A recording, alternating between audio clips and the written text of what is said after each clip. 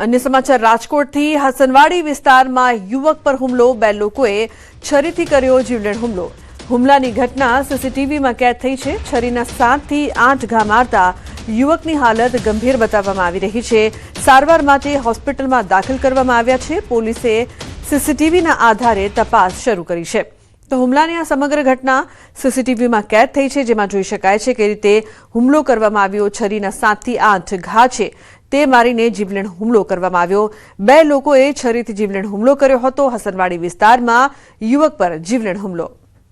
તો આ સમગ્ર મામલે પોલીસ દ્વારા વધુ તપાસ કરવામાં આવી રહી છે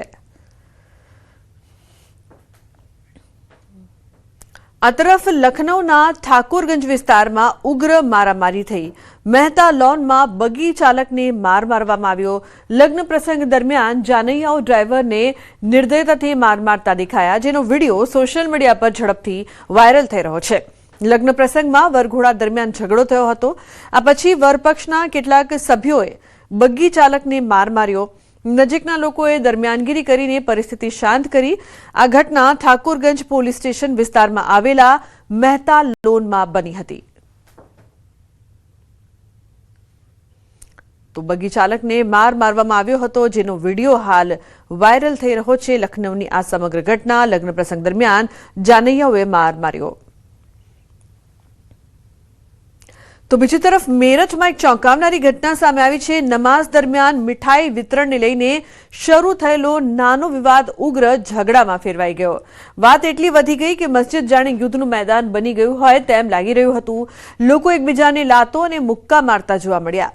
આ સમગ્ર ઘટનાનો એક વિડીયો સોશિયલ મીડિયા પર ઝડપથી વાયરલ થઈ રહ્યો છે ન્યૂઝ 18 ગુજરાતી આ વાયરલ વિડીયોની પુષ્ટિ કરતું નથી મળતી માહિતી મુજબ આ ઘટના લોહિયાનગર પોલીસ સ્ટેશન વિસ્તારમાં આવેલ ચામડાપૈઠ મસ્જિદમાં બની હતી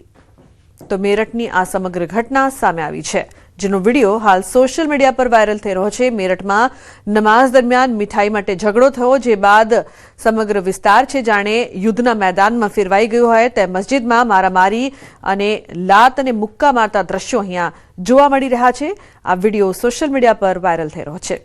તો મેરઠના લોહિયાનગર પોલીસ સ્ટેશન વિસ્તારની આ સમગ્ર ઘટના